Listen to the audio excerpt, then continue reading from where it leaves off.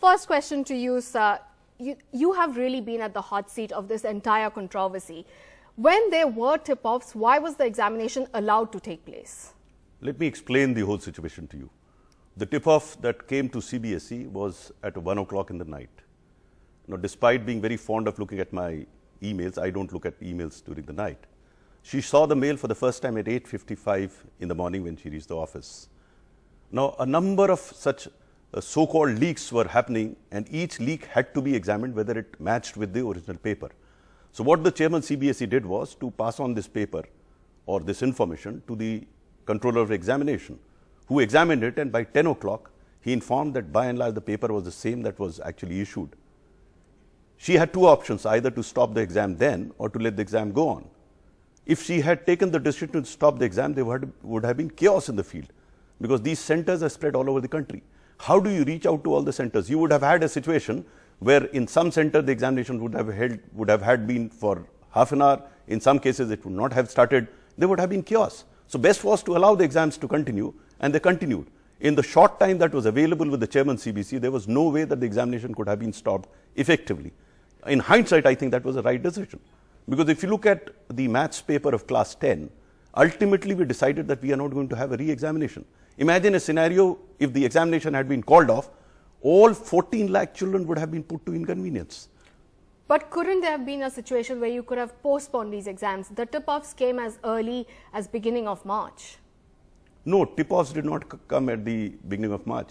There were scores of such tip-offs coming, and each tip-off was being examined, except the two cases of maths and economics. All other were fake. In fact, day before yesterday, in the last exam of political science, I got a phone call at 1 o'clock in the night. I was informed the paper had leaked. I immediately rang up the chairman CBSE. It was examined, and it was found that the paper was not leaked. Actually, it was a fake paper of previous years. Unfortunately, there are a number of fake leaks that are floating around.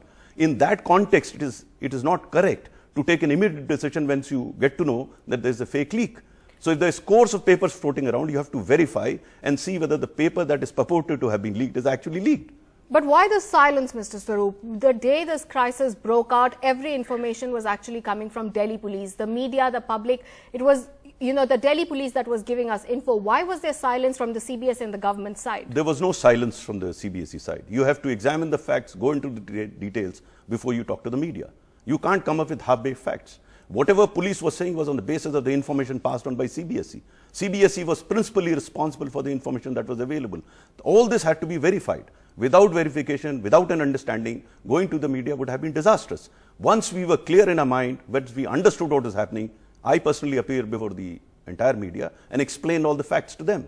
So we cannot rush into a particular explanation unless we understand what's going on. But there has been, even in that press conference, I remember I was there, you actually defended the CBSE chairperson.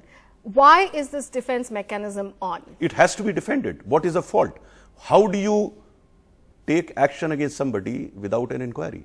I still say, if consequent an inquiry, someone is found guilty, action shall be taken. But you can't presume an action. You can't take action against somebody when there's no responsibility fixed. You have to inquire before you take a decision. Rushing, you commit one mistake, and second mistake will not correct the previous one. You have to be very clear in your mind as to the line of action that you have to adopt. So people were baying for a blood without understanding the facts of the case. I have explained to you very clearly that at least prima facie, she did not have any role to play. Even the lowly employee who has been suspended, so far there is no complaint of collusion. We've taken action against him because we found him lax and he has been suspended. I assure everyone that action will be taken against anyone who's found guilty, but to presume that a person is guilty is incorrect. Is there an internal inquiry at the CBSE currently underway? Indeed. Not only that, we've set up a very high-powered committee to understand the systemic flaws, if there are any. Our issue is not merely action against individual. The job to be done is that in future such leaks should not happen.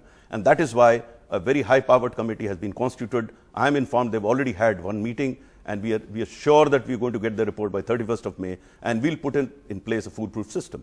That is the objective of all this. There is a lesson to be learned, and we are trying to move in that direction to ensure that in future such leaks don't happen. Technology can be of enormous use in this context, and we are looking